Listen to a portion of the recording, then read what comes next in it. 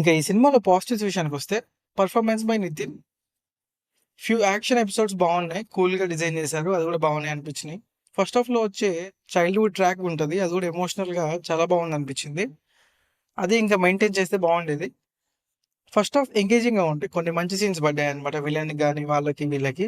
కొన్ని సీన్స్ బాగున్నాయి. వర్కౌట్ అయినాయి అనిపించినాయి. కామెడీ సీన్స్ కూడా బానే వర్కౌట్ అయినాయి అనిపించినాయి. రాజేంద్ర ప్రసాద్, వెన్నెల కిషోర్ గారి ట్రాక్ కూడా పర్లేదు బాగుంది అనిపించింది. సినిమా కాన్సెప్ట్ కూడా బానే ఉందనిపించింది. అంటే మనీ గురించి గాని, ఒక రాబిన్ హుడ్ కాన్సెప్ట్ అది కూడా బానే ఉందనిపించింది.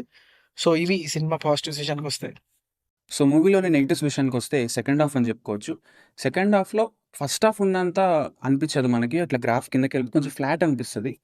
అండ్ కమింగ్ టు పోలీస్ అతని క్యారెక్టర్, విక్టర్ క్యారెక్టర్ ఫస్ట్ మంచిగా పవర్‌ఫుల్ అనిపించి, కొంచెం మంచిగా బానే ఉంది అనిపించిన క్యారెక్టర్‌ని లాస్ట్ కొంచెం వేరేగా ఎండ్ చేస్తారు. అదొకటి చెప్పుకోవచ్చు. నెక్స్ట్ టెంప్లేటెడ్ విలన్ అనిపించాడు. నార్మల్‌గా మన సినిమాల్లో ఉండే విలన్ లాగానే ఉంది.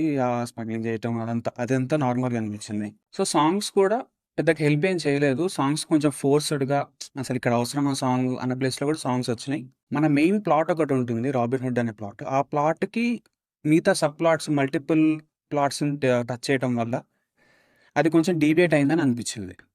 సో ఇవి నెగెటివ్స్. ఈ సినిమాకి మా వర్డిక్ట్ వచ్చేసి 'robin hood missus the strong narration'. ఈ సినిమాకి మేమిచ్చే రేటింగ్ 2.75 ఔట్ ఆఫ్ 5.